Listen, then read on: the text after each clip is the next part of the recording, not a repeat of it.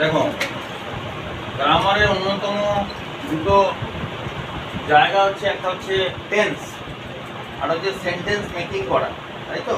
এটা আমরা ছোটোবেলা থেকে যদি একটু ভালো করে স্ট্রংলি শিখে নিই তাহলে পরে আমাদের ভবিষ্যতে কাজে লাগে। তো আজকে পড়ানোর বিষয়বস্তুটা হচ্ছে প্রেজেন্ট পারফেক্ট টেন্স আর পাস্ট পারফেক্ট টেন্স। এই দুটো জিনিস আমি একটু শেখাবো, দেখে না কীভাবে করতে হবে। আমরা একটু রিক্যাপচুলেশন করে নিই, একটু রিভিশন করে নিই। টেন্স যারা শিখেছো তারা নিশ্চয়ই তিন ধরনের টেন্স শিখেছো। একটা হচ্ছে পাস্ট টেন্স, সেটা সবচেয়ে বড়, ফার্স্ট সবচেয়ে বড় সিলেবাস হচ্ছে পাস্ট টেন্স। কেন বলতো? বলছে আমার জীবনটা দেখ, আমার বয়স ছেড়ে তোদের বয়স কত? ব্যাপারটা হচ্ছে তোদের বয়স হচ্ছে 14-15 বছর যদি হয়, তাহলে 15 বছরের সমস্ত ইতিহাস সেটা তো পাস্ট টেন্স। তাহলে 15 বছরের পাস্ট টেন্স তোর কাছে আছে। আর প্রেজেন্ট টেন্সটা কি? প্রেজেন্ট টেন্সটা হচ্ছে বর্তমান কাল। এখন আমরা ক্লাস করছি এখানে, একটু পরে ক্লাসটা শেষ হয়ে যাবে, পাস্ট হয়ে যাবে। তাহলে যখন ক্লাসটা চলছে তখন হচ্ছে প্রেজেন্ট টেন্সটা কাজ হচ্ছে। আর ফিউচার কি? ভবিষ্যৎকাল। তো ভবিষ্যতে আমি রাজা হব, তো ভবিষ্যতে কি হবে কেউ বলতে পারে না। এই যে যুদ্ধ চলছে, পাকিস্তান কবে বোম মেরে দেবে এখানে আমরা বুঝে যাবো। তো ভবিষ্যতে কালের কথা কেউ বলতে পারছে না। ভবিষ্যৎটা আমরা আনসার্টেন, অনিশ্চিত, তাই সেটা নিয়েও খুব বেশি কথা বলা যায় না, সম্ভব হলেও অল্প বলা যায়। প্রেজেন্ট টেন্সটা ধরেই রাখা যায় না। এখন আমি বকবক করছি, একটু পরে বকবক করা শেষ হয়ে গেলে পাস্ট হয়ে যাবে, কিন্তু পাস্ট টেন্সটাকে ধরে রাখা যায়। আচ্ছা, সেই জন্য পাস্ট টেন্সটা গেল। আর এটা হচ্ছে প্রেজেন্ট। এই তিন ধরনের টেন্স হয়, এটা আমরা সবাই শিখে এসেছি। আর এটা হচ্ছে ফিউচার। এবার এই প্রত্যেকটা টেন্সের চারটে করে ভাগ। একটা হচ্ছে ইনডেফিনিট টেন্স,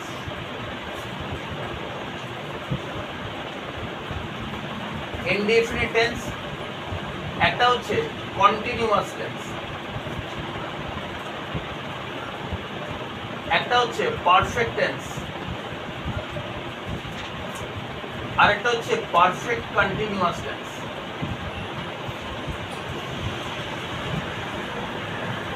এবার পাস্টেরও এই চারটে ঘর হয়, প্রেজেন্টেরও এই চারটে ঘর হবে, ফিউচারেরও এই চারটে ধরন হবে।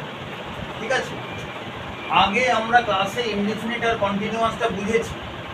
আজকে আমরা শুধু পারফেক্টটা বুঝবো। পরের অন্য কোনো ক্লাসে আরেকবার আমি এগুলো রিভিশনও করে দিতে হলো। বোঝা গেছে? তাহলে আমরা পারফেক্ট টেন্সটা শুরু করি, বাকি সবগুলো মুছে দিচ্ছি। এবার এই পারফেক্ট টেন্সটা পাস্টেও পারফেক্ট হয়, প্রেজেন্টে পারফেক্ট হয়, আর ফিউচারে পারফেক্ট হয়। তো কিভাবে হয় সেটা একটু দেখে চলো। তাহলে এটা লিখে নিচ্ছি তোমরা সবাই। আমরা শুধু পারফেক্ট টেন্সটা রেখে বাকি সবগুলো এখন রাখার দরকার নেই। তাহলে পাস্ট পারফেক্ট আর প্রেজেন্ট পারফেক্ট আর ফিউচার পারফেক্ট রাখলেই হবে। তো আমি আরেকবার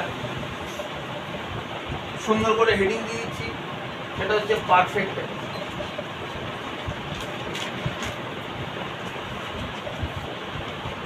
বেশ, এই পারফেক্ট টেন্সটা আজকে আমরা শিখব।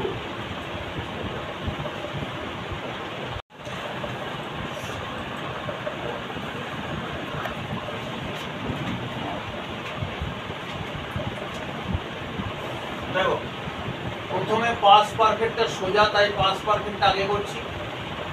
পাস্ট পারফেক্টের ফরম্যাটটা হবে, দেখো, প্রথমে কর্তা বা সাবজেক্ট বসবে, তারপরে লিখবে হ্যাড, তাই তো? আর প্রেজেন্ট পারফেক্টের ক্ষেত্রে প্রেজেন্ট পারফেক্টে একই সঙ্গে করিয়ে দিয়ে সোজা হবে। প্রথমে সাবজেক্ট বা বাক্যের কর্তার পাশে লিখতে হবে হ্যাজ অথবা হ্যাভ, যে কোনো একটা। এরপরে তারপরে যে ভার্বটা লিখবো সেই ভার্বটা হবে V3।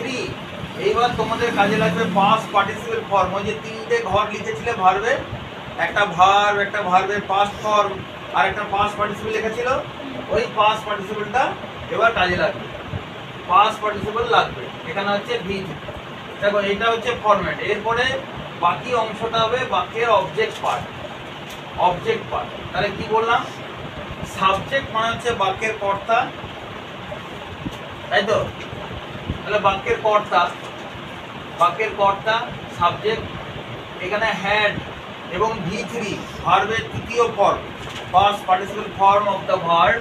এটা বসবে এখানে, ভার্ব গেল, আর এখানে হচ্ছে কর্তা কি করছে মানে হচ্ছে তার কর্ম, সেইটা এখানে ধরা পড়বে। এবার আমি একটা উদাহরণ দিই, দেখো এক্সাম্পলগুলো দেখো। পাস্ট টেন্সের এক্সাম্পল কি হবে বল, একটা সাবজেক্ট বল। ধর আই দিয়ে লেখা হচ্ছে আই, তাহলে কি লিখবো, হ্যাড। এবার যে কোনো একটা ভার্ব বল, ভার্ব, সিম্পল ভার্ব বল একটা, ইট, তাহলে আই হ্যাড, ইটের V3 লাগবে।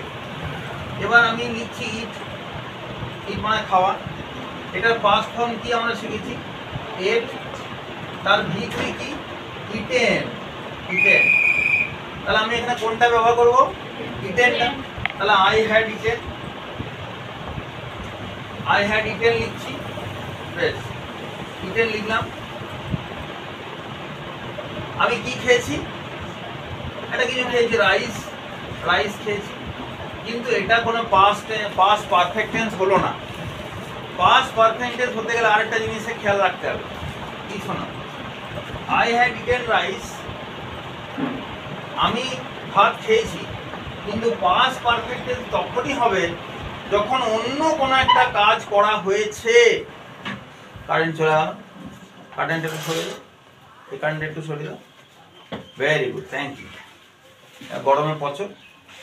আচ্ছা, I had eaten rice, I had eaten rice before my friend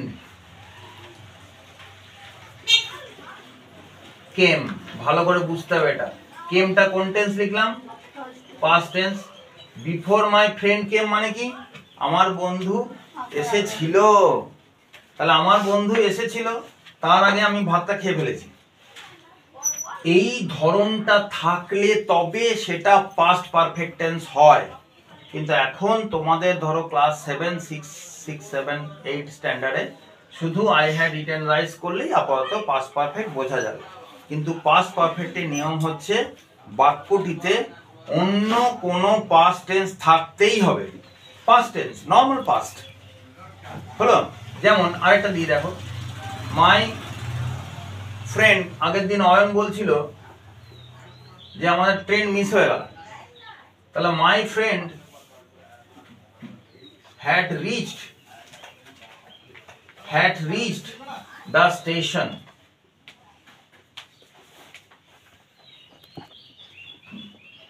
এবার কি লিখছি দেখ, after the train left।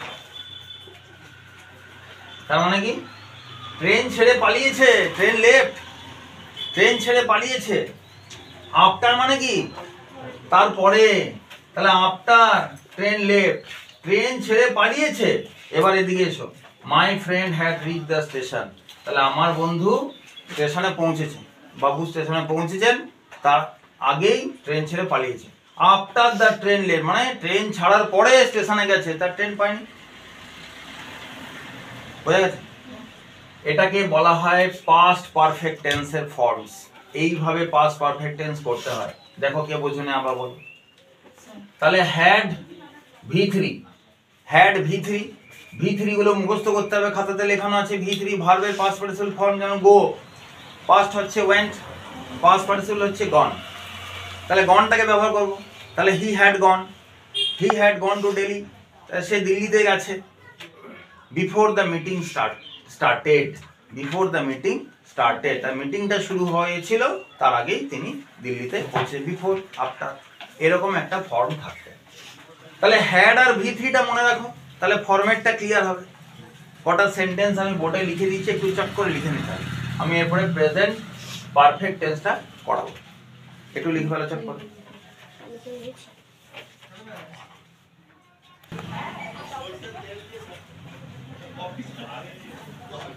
এবার দেখো, এবার আমরা কি শিখবো,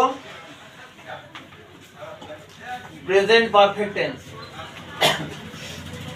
এই প্রেজেন্ট পারফেক্ট টেন্সে পাস্ট টেন্সের মতন এরকম ব্যাপার নেই যে ওখানটাতে আবার তোমাকে আরেকটা পাস্ট থাকতে হবে, এরকম কোনো ব্যাপার নেই। খুব সোজা, খুব সোজা, 1 মিনিটে তোমরা বুঝতে পারবে, এতটাই সোজা। দেখো, বলো একটা সাবজেক্ট বলো, যাকে নিয়ে বাক্য তৈরি করবো, একটা সাবজেক্ট বলো।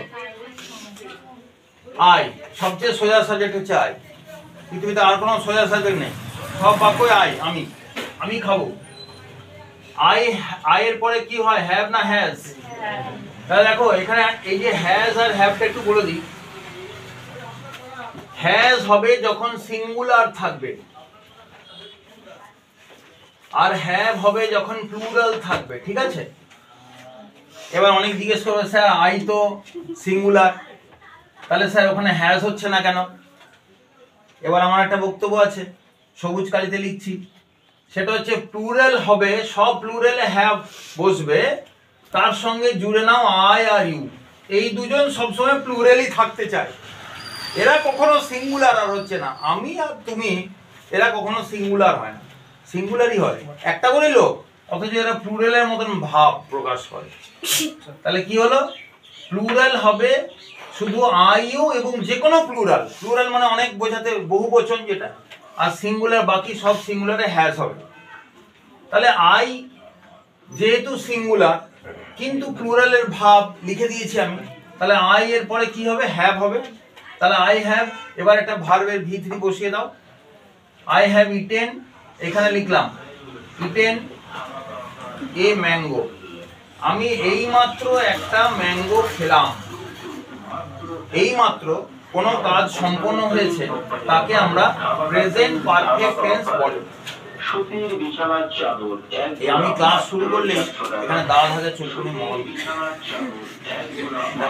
লক্ষ্য করে সারাদিন ফাঁকা, যেই অনিমেষের ক্লাস শুরু করবে একটা দাঁড় হাজার চুলকানি বিক্রি করতে যাই। আচ্ছা দেখো, ঠিক আছে, আর দুটো তিনটে এক্সাম্পল দিয়ে দিই একটু।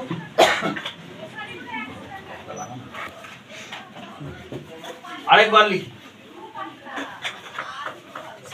লিখি পরিষ্কার করে, আর দু চারটে এক্সাম্পল তোমরা বুঝতে শুরু করে দিয়েছো দেখতে পাচ্ছি আমি।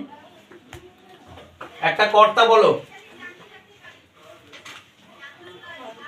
একটা কর্তা, ইউ একটা কর্তা, ইউ এর পরে কি বসবে বললাম, হ্যাভ, ইউ হ্যাভ। এবার একটা ভার্ব বলো, প্লে ভার্ব। আচ্ছা গো ভার্ব বলো, গো ভার্বের তাহলে V3 হচ্ছে গন, তাহলে ইউ হ্যাভ গন। এবার কোথায় গেছো বলো, স্কুলে গেছো, মার্কেটে গেছো, তাহলে you have gone the market, you have gone to the market, you have gone to the school, মানে এইমাত্র তুমি স্কুলে গেছো। You have gone, my father has gone, my father যেহেতু সিঙ্গুলার লোক তাহলে তার পাশে হ্যাজ হবে, তাহলে গো এর জন্য গন হয়, তাহলে মাই ফাদার হ্যাজ গন মার্কেট, মানে এইমাত্র উঁকি মারলে হয়তো বাবা দেখতে পাবো, এই বাবা থলি নিয়ে যাচ্ছে বাজার। তাহলে এইমাত্র কোনো কাজ সুযোগ না, সচিন গন, সচিন হ্যাজ গন, তাহলে সচিন হ্যাজ গন মানে এইমাত্র সচিন আউট হলো, এখন সব প্লেয়াররা একসঙ্গে এসে এনজয় করছে, সচিন আউট হয়েছে, সচিন দুঃখের, দাঁড়া যা একটু এগিয়ে যা দাঁড়া, হ্যাঁ দাঁড় হাজার চুলকানি বলবি। আচ্ছা এবারে তাহলে সচিন হ্যাজ গন হলো, আমি সচিনকে দিয়ে বাক্য বানাবো, সচিনকে দিয়ে বাক্য বানাবো, তাহলে সচিন সিঙ্গুলার, তাহলে সচিনের পাশে কে বসবে, হ্যাজ, সচিন হ্যাজ। তাহলে হ্যাজের পরে ভার্বটা বললাম গন, কোথায় গেল না, টু প্যাভিলিয়ন। প্যাভিলিয়ন হচ্ছে আউট হয়ে যেখানে বসতে যায়, বসে বসে পা দোলায়, সেই জায়গাটা হচ্ছে প্যাভিলিয়ন। ক্রিকেট খেলার সময় আউট হয়ে ব্যাটসম্যান যেখানে ফেরত যায় ওই জায়গাটা। তাহলে সচিন হ্যাজ গন, এইমাত্র সচিন আউট হয়ে গিয়ে প্যাভিলিয়নে ফিরে গেছে, বোঝা গেছে। এবার আরেকটা কর্তা বলো, ধরো উই, তাহলে উই তো প্লুরাল, তাহলে তার পাশে কি বসবে, শুভেন্দু হ্যাভ বসবে, উই হ্যাভ। এবার বলো একটা V3 বলো, যে কোনো একটা ভার্ব বলো, প্লেড, উই হ্যাভ প্লেড, আমরা ম্যাচটা খেলেছি, the match, we have played the match, আমরা এইমাত্র ম্যাচটা খেলে ফেলেছি। আর বলো নিজেরা বানাও, এবার নিজেরা বানাও, আমাকে কর্তা বলো, যে কোনো একটা কর্তা বলো, দ্য পিপল অফ ইন্ডিয়া, চলো কর্তা লিখলাম, দ্য পিপল অফ ইন্ডিয়া, লোকজন, ভারতবর্ষের লোকজন কি করেছে। এবার তার পাশে এটা যেহেতু প্লুরাল ফর্ম, তার পাশে আমরা হ্যাভ বসাতে হবে, তাই তো। তা the people of India have, এবার বলো হ্যাভ, এরপর একটা ভার্ব বলো,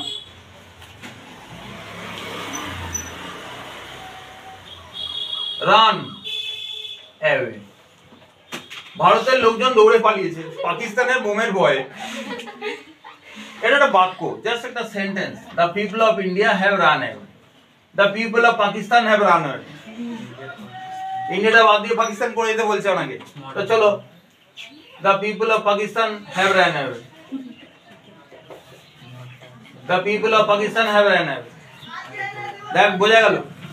আমাকে ফরম্যাটটা বুঝতে হবে। এই বাক্যের কর্তাটা সেটা পরিবর্তনযোগ্য। আমি লিখলাম দ্য বয়, ছেলেটি, ছেলেটি সিঙ্গুলার না প্লুরাল? সিঙ্গুলার। তার পাশে কি বসবে? হ্যাজ। Very good. তা দ্য বয় হ্যাজ। এবার একটা ভার্ব বলো, কি করেছে সে? অ্যারাইভড, ARRIVED, অ্যারাইভড মানে পৌঁছেছে। The boy arrived, arrived. The boy has arrived in time, সময়ে ছেলেটি পৌঁছেছে। কোথায় পৌঁছেছে? হয় পরীক্ষা হলে পৌঁছেছে, কোথাও জামা প্যান্ট কিনতে, রাস্তায় পৌঁছে, বাস স্ট্যান্ডে পৌঁছে, ট্রেন আমাদের সময় পৌঁছে। হ্যাঁ, তারপরে বলো দ্য ম্যানেজার। ম্যানেজার কি করেছে? দ্য ম্যানেজার একা হ্যাজ, তারপরে কি করেছে? Managed everything. ম্যানেজার সবকিছু ম্যানেজ করে দিয়ে ফেলেছে, তো হ্যাজ ম্যানেজড এভরিথিং, সমস্ত কিছু পরিকল্পনা, হ্যাঁ পরিকল্পনা সে করে ফেলেছে। এভরিথিং। এইভাবে প্রেজেন্ট আর পাস্ট পাবে। কারো বুঝতে অসুবিধা আছে এখনো বলো? কারো বুঝতে অসুবিধা আছে এখনো বলো? কারো কোনো সমস্যা থাকলে বলো। পাস্ট বা প্রেজেন্ট পারফেক্ট টেন্সের সেন্টেন্স তৈরি করতে এবার দেখো ভার্বের লিস্ট তোমাদের কাছে আছে। ভার্ব তোমরা শিখেছো, তার V3 ফর্ম, ভার্বের থার্ড ফর্ম বা পাস্ট পার্টিসিপল ফর্ম দিয়ে, আর হ্যাজ আর হ্যাভটা কিভাবে ব্যবহার করতে হবে আমি বলে দিলাম। আর পাস্ট টেন্সে আরেকটা সুবিধা হচ্ছে, পাস্ট পারফেক্ট টেন্সে আরেকটা সুবিধা হচ্ছে সবই হ্যাড। সে সিঙ্গুলার থাকলেও হ্যাড, প্লুরালেও হ্যাড। কিন্তু প্রেজেন্ট পারফেক্ট টেন্সে সিঙ্গুলার পড়লে হ্যাজ আর হ্যাভটা ডিফারেন্ট হবে। বোঝা গেছে? কিন্তু পাস্ট পারফেক্ট টেন্স আরেকটা সমস্যা হচ্ছে, আরেকটা পাস্ট টেন্স থাকলে পরে সেন্টেন্সটা কমপ্লিট, আরেকটা পাস্ট টেন্স বাক্যে থাকতে হবে, বোঝালাম। আর প্রেজেন্ট টেন্সে এরকম কোনো ব্যাপার নেই। The class has ended, the class has ended, এই মাত্র ক্লাসটি শেষ হলো। এইবার আমি ভিডিওটি বন্ধ করব। ঠিক আছে, চলো।